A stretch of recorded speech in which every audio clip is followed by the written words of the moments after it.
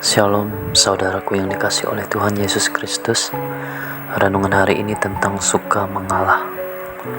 Dalam Mazmur 37 ayat 7 sampai dengan 9 berkata, "Berdiam dirilah di hadapan Tuhan dan nantikanlah Dia.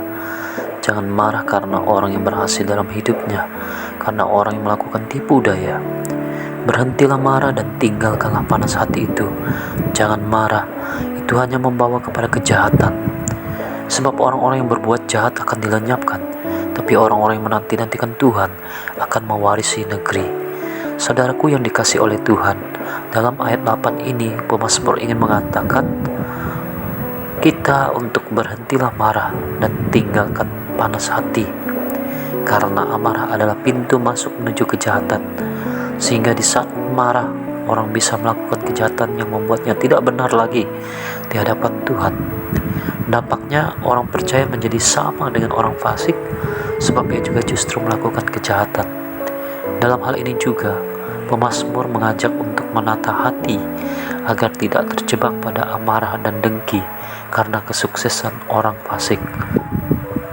Dengan kata lain, jika iblis menabuh gendang, jangan tanpa sadar kita ikut menari di atasnya.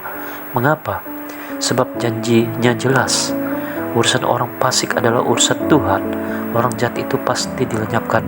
Ayat 9. Sikap mau mengalah di hari-hari belakangan ini perlu kita praktekkan. Sikap mengalah memang bukanlah sikap yang populer untuk kehidupan kita selama ini. Justru orang yang mengalah itu menurut anggapan orang adalah orang yang diinjak dan yang dirugikan. Jadi akhirnya kita cenderung mengembangkan sikap tidak mau mengalah. Sikap tidak mau mengalah dan maunya hanya menang sendiri seringkali kita bawa ke dalam aspek-aspek kehidupan, termasuk dalam kehidupan bergereja atau bersekutu dengan sesama saudara seiman, bahkan dalam kehidupan berumah tangga pun. Sikap tidak mau mengalah sering mendominasi hari-hari kita. Di dalam kehidupan sehari-hari ada beberapa hal yang menjadi penyebab munculnya sikap sukar mengalah. Firman Tuhan dalam 1 Korintus 8 ayat 1-3, seringkali kita merasa lebih tahu dan menganggap kitalah yang mengetahui tentang kebenaran. Paulus memberi keterangan yang penting, yaitu sifat dasar pengetahuan adalah kesombongan. Artinya kalau tidak hati-hati, pengetahuan dapat membawa seseorang menjadi sombong. Paulus menekankan bahwa pengetahuan sejati bukan berdasarkan intelektual atau pola pikir diri kita saja, tetapi dianggap berpengetahuan jika kita mempunyai kasih.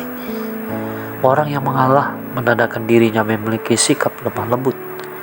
Itu yang membuat seseorang tidak membalas kejahatan dengan kejahatan, melainkan mengalahkan kejahatan itu dengan kebaikan. Mengalah juga menandakan kita memiliki penguasaan diri. Ketika kita belum mampu memiliki sikap mengalah dengan orang lain, berarti kita belum bisa menguasai diri. Bersikap mau mengalah mudah untuk mengucapkannya, tetapi sulit untuk melaksanakannya. Ada banyak contoh yang bisa kita lihat dalam kehidupan sehari-hari, di mana pertengkaran masih saja terjadi sampai sekarang. Mengapa pertengkaran itu bisa terjadi? Alasannya adalah karena salah satu pihak tidak ada yang mau mengalah. Masing-masing pihak maunya menang sendiri. Mereka bersikap egois, mau menang sendiri dan tidak mau berinisiatif untuk meredakan kemarahan. Hal inilah yang menimbulkan pertengkaran yang hebat, baik antara suami dengan istri, abang dengan adik, tetangga atau sesama teman. Mengapa seseorang tidak bisa memiliki sikap mengalah? Karena mereka menilai dari cara pandang yang salah. Mereka beranggapan bahwa orang-orang yang mengalah menjadikan dirinya sebagai orang-orang yang kalah.